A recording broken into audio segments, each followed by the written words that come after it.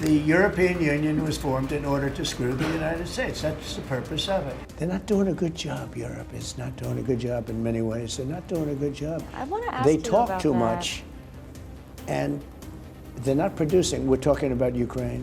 They talk, but they don't produce. Donald Trump didn't insult Europe by accident. He did it because he could, and because he knew Europe couldn't hit back. He called NATO obsolete. He threatened to walk away from Europe's defense.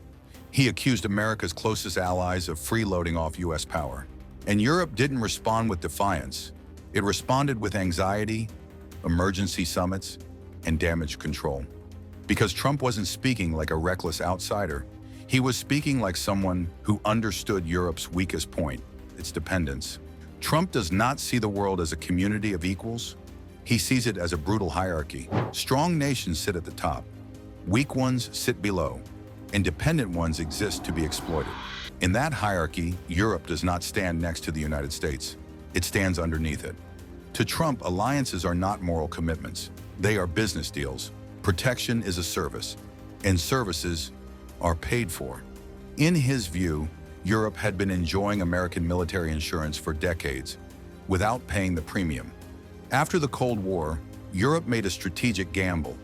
It assumed large-scale war was over, that history had ended, that power politics were a relic of the past.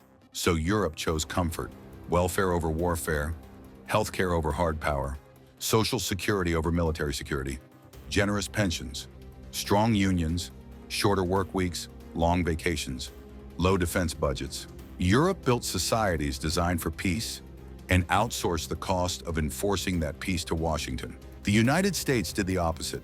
While Europe dismantled its armies, America kept building them, aircraft carriers that cost more than entire European militaries. Hundreds of overseas bases, global satellite surveillance, missile defense shields, intelligence systems capable of monitoring the entire planet. In real time, Europe got richer, America got stronger, and Trump noticed.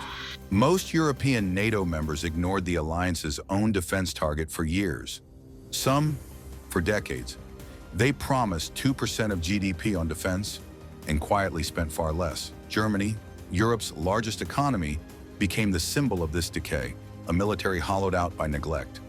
Jets grounded due to spare part shortages, submarines stuck in port, ammunition reserves that would last days and not months in a real war. To Trump, this wasn't bad luck. It was choice. A choice to spend money on domestic comfort while assuming America would always be there, with soldiers, ships, and nukes. So Trump asked the question European leaders feared most. Why should American taxpayers die for countries that won't defend themselves? To European leaders, NATO is sacred, built on shared history, shared values, shared sacrifice. To Trump, NATO is a protection racket, and Europe had been skipping payments. Trade only deepened the resentment. Trump never saw Europe as a loyal partner. He saw it as a polished rival. In Trump's mind, Europe wanted the upside of American leadership, without the cost of leading. Then came energy. Europe lectured Washington on diplomacy, while importing fuel from hostile regimes. It relied on foreign gas, foreign shipping lanes, and American warships to keep global trade flowing. Only a tiny fraction of U.S. trade passes through choke points like the Suez Canal. For Europe, nearly 40% does. And who protects those sea lanes? Not Europe, America. Trump mocked this openly. From his perspective, Europe wasn't practicing strategy. It was practicing dependency and calling it multilateralism. And in Trump's world, dependence is not respected, it is punished. But the clearest proof of how Trump's world really views Europe didn't come from a speech or a rally. It came from a private chat. In one of the most stunning national security lapses in recent U.S. history, a journalist from The Atlantic was accidentally added to a private signal group chat used by senior Trump-era officials. This was not a casual conversation. It included the Vice President of the United States, the Defense Secretary, and the Secretary of State. They were discussing real military strikes, operational details, before the strikes even happened. That alone was explosive.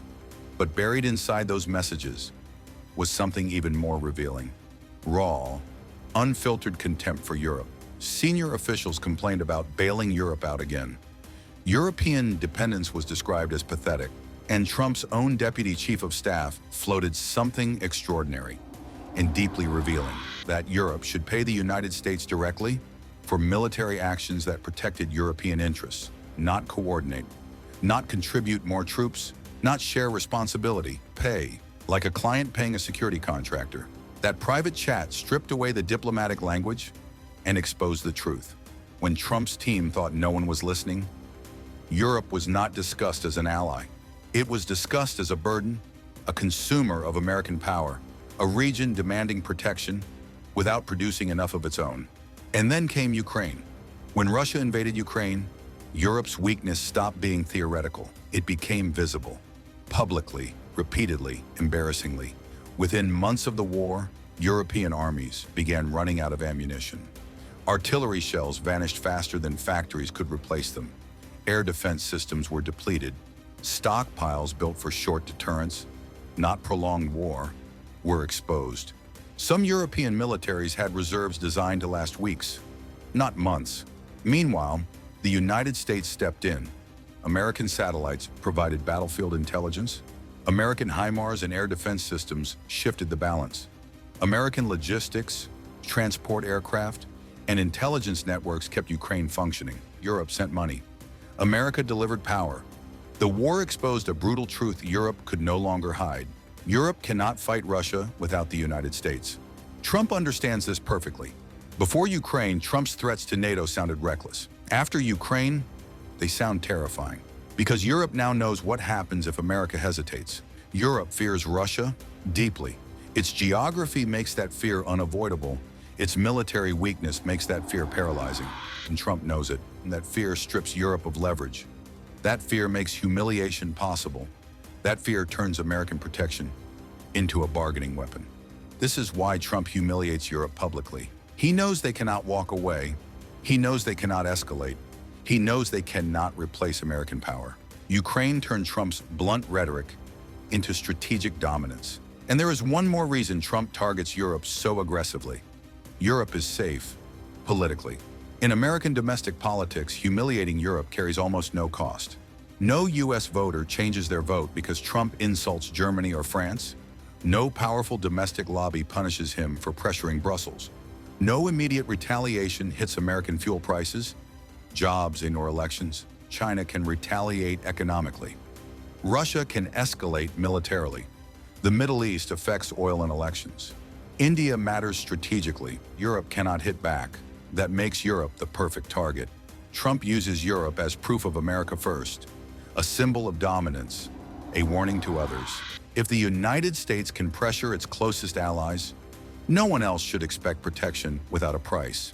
Europe absorbs the pressure, raises defense budgets quietly, promises reforms slowly, and hopes the storm passes. That silence reinforces Trump's belief that Europe needs America more than America needs Europe. And that belief invites more pressure, more threats, more humiliation, more leverage. Here is the uncomfortable truth. Trump didn't create this imbalance, he exposed it.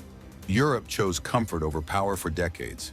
America became the backbone of Western security, and everyone pretended the relationship was equal. Trump refused to pretend. Until Europe can defend itself, act as a unified power, and stop relying on American guarantees, it will continue to be treated not as a rival, but as a weak partner.